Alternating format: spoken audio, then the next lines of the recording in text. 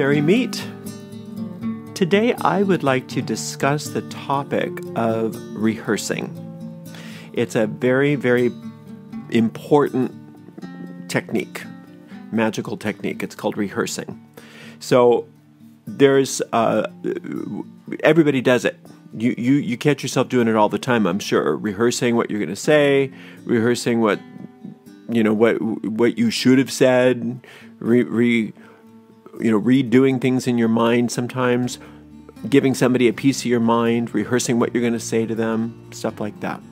Now, there's a time for rehearsal and there's a time for non-rehearsal. So the best thing to do when you're the best time to use the power of rehearsal is when you are working on a magical goal. So that's when the creative visualization comes in.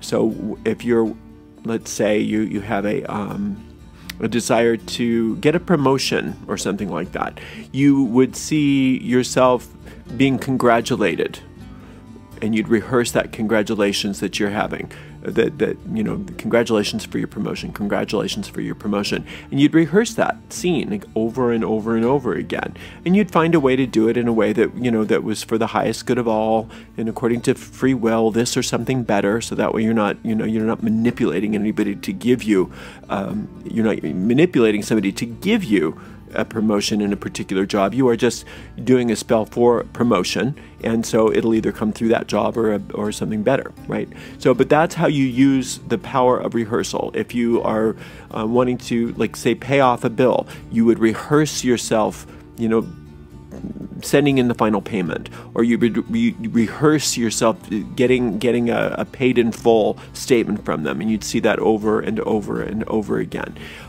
Now, sometimes if you have something difficult to discuss with somebody, like it's like a change of life kind of thing, that's another time when the power of rehearsal is very, very powerful and very helpful, is in rehearsing what you're going to say to them, so that you're not pulled off track. If you have a presentation to make, right, you want to rehearse that presentation. If obviously if you're in a part, or if you play music or whatever, you have to rehearse to get better over and over and over again. So that's the power of rehearsal, and we use it all the time in magic. And you rehearse. In the Psalms, we are constantly told to praise the name of God, and we know what that means, and that's to consider the qualities of God. So you would rehearse those qualities. What do I, especially if you're in trouble, if you're having some trouble, you would say, well, according to the Psalms, what I need to do is use the occult law of substitution and substitute my thoughts about the problem with the thoughts of God.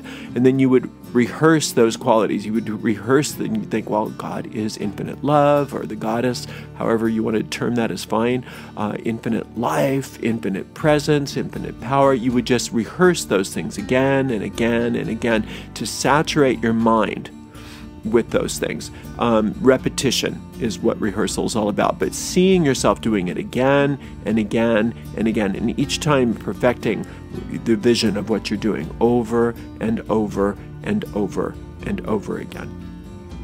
Now, if you're having problems in your life, chances are you're rehearsing the wrong thing. If you're having problems in your life, chances are you're rehearsing the wrong thing. So what I recommend is that the second you catch yourself unconsciously monologuing or dialoguing, that you just say stop. You use the off button. You just say off. Remember the off switch? You just say off. Or sometimes I'll say no dialoguing, no monologuing. Silence.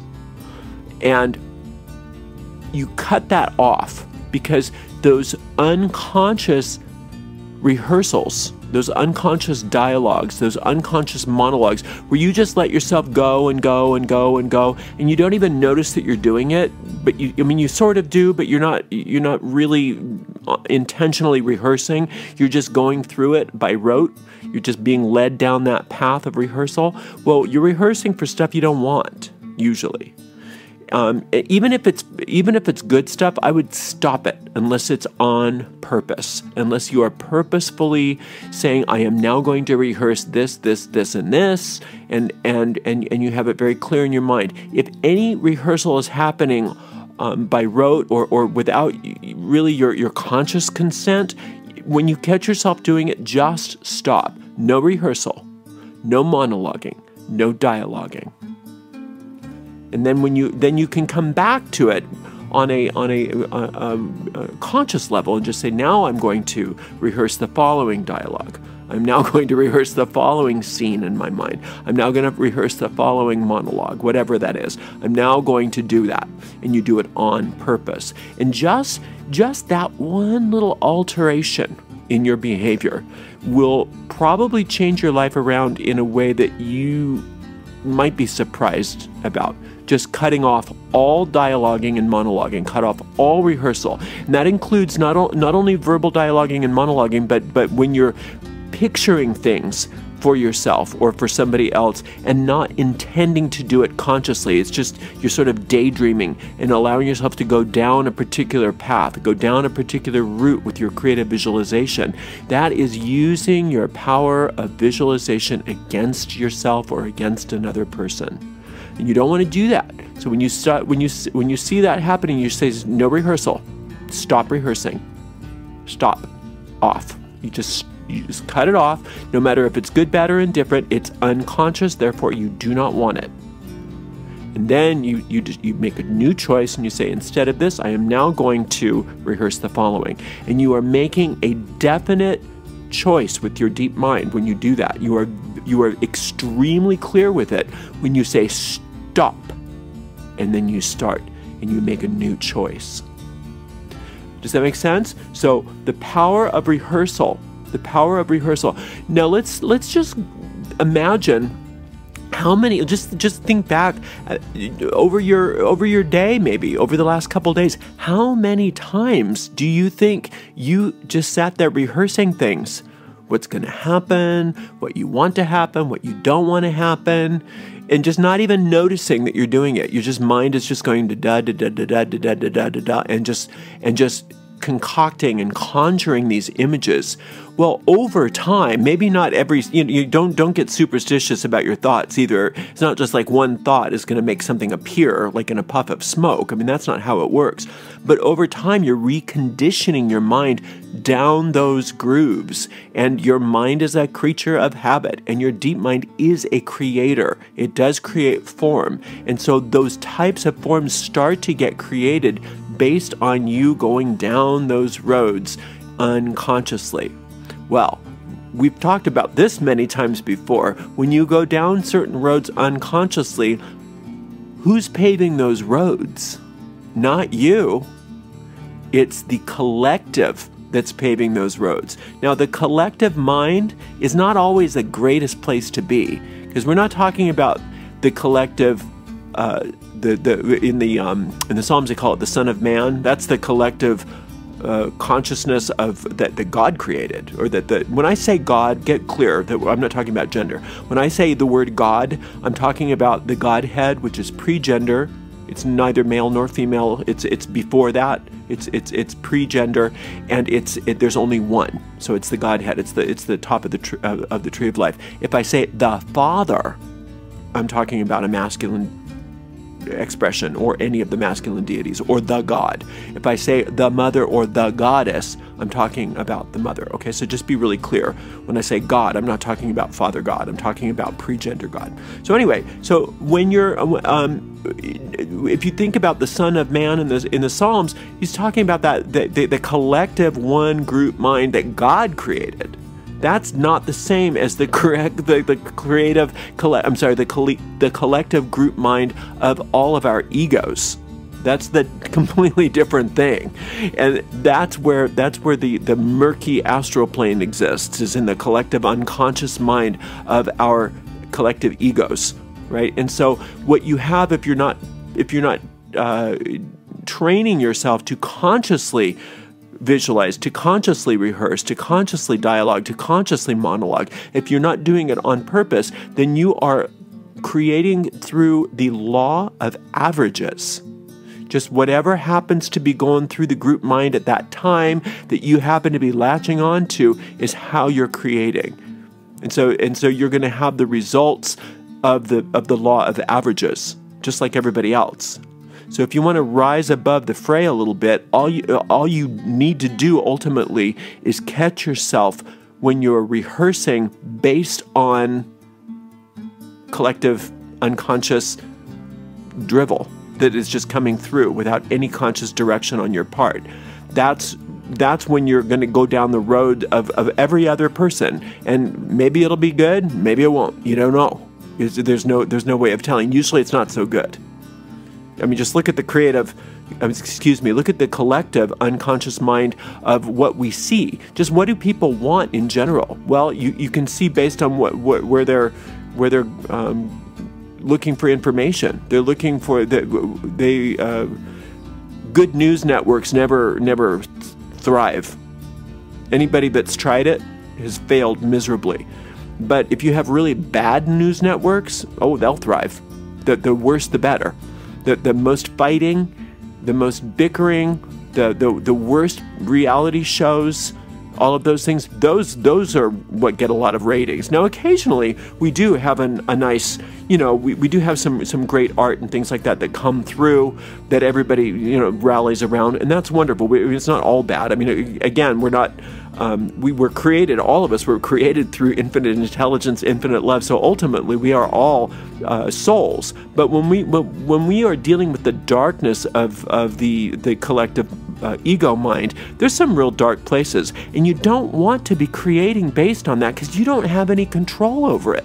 You might be going down a path that you want to go, but you might not, right? So when the bottom line way to deal with that is when you catch yourself unconsciously rehearsing something, just stop. Just stop immediately. No questions asked. Don't look and see if it was worth it. None of that. Just stop.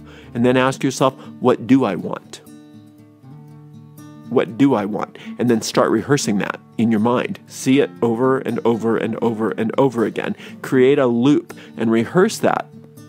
Get to rehearsing consciously. Your mind likes to rehearse. It's not going to stop forever, but it will allow you to change the focus of those rehearsals. And that's what we want. That's what we want. You don't necessarily want to stop rehearsal altogether, because that's just, it's part of how you're made up. Just sort of like you can't just. There's some religions that want to kill out all desire because they think that that's sort of evil or something. But you can't kill desire. But you can change what you desire. Desire is just part of being alive. And the desires of your heart, the true desires of your heart, were put there by infinite intelligence to be achieved, so that you could find your way home. Basically, it's sort of like Ariadne's thread through the labyrinth.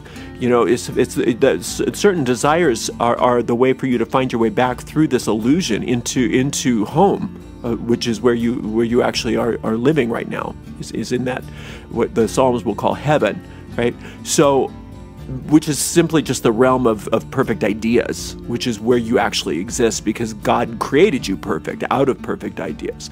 So all of this ego land that we live in, all of this sort of this middle earth that we live in here is temporary at best, and it's illusory, really is what it is. It's ultimately not there. But to the degree that we are allowed to have our minds controlled by that, and that we actually participate in it and anchor into it by rehearsing things over and over and over again without questioning it, then we get into trouble, and then we wonder what's going on. So just finding that one little part of the mind that is so powerful, that power of rehearsal, just finding it and noticing it when it's happening and just stopping and then redirecting it. Sometimes you can just stop it and go about your day because you don't have time to redirect it, but if you have time, just stop it and then redirect it and say, well, what do I want? What do I want? Where do I want to go? It doesn't necessarily have to be anything that is affiliated with the original thought that you were rehearsing. but it does need to be a redirection of that ability of rehearsal, so that you're not you're not wasting it, you know, and you're not trying to get your mind to stop doing something that's a normal function for it, but instead you're redirecting it, right? So it's like if you were running the wrong direction and you were running into something horrible, you know, and you ran into something horrible, you wouldn't say, oh, well, I better never run again, because running always is horrible. No, it's just next time I'm going to notice where I'm running. Next time I'm going to run to a place that I want to run to. I'm not going to run into, you know, the tar pits or whatever. You know, I'm not going to run into the oil slick. I'm going to run where I want to go. So it's not running that's the problem. It's just that you weren't directed. Same thing with rehearsal. It's not rehearsal that's the problem. It's just that you're not directing your power of rehearsal. Does it make sense? All right, so this week I would recommend that you notice when you're rehearsing, stop immediately, and redirect. So that includes things that you're imagining in your mind with your visualization, and also things that you are rehearsing dialogue, and things that you're rehearsing as a monologue, okay, inside your mind. Or even sometimes we talk to ourselves. That's fine. There's nothing, you know, people say, oh, it's the first sign of insanity when you talk to yourself. That's not true. It's okay to talk out loud to yourself, but do it on purpose. When you notice what you're saying, just say, wait a minute, I don't want to say that, I want to say this. You know, you can monologue as long as you're doing it on purpose. You can dialogue and you can rehearse on purpose. All right, well, this has been fun. Thanks so much for being with me today. I cannot wait to work with you again. And until next time, blessed be.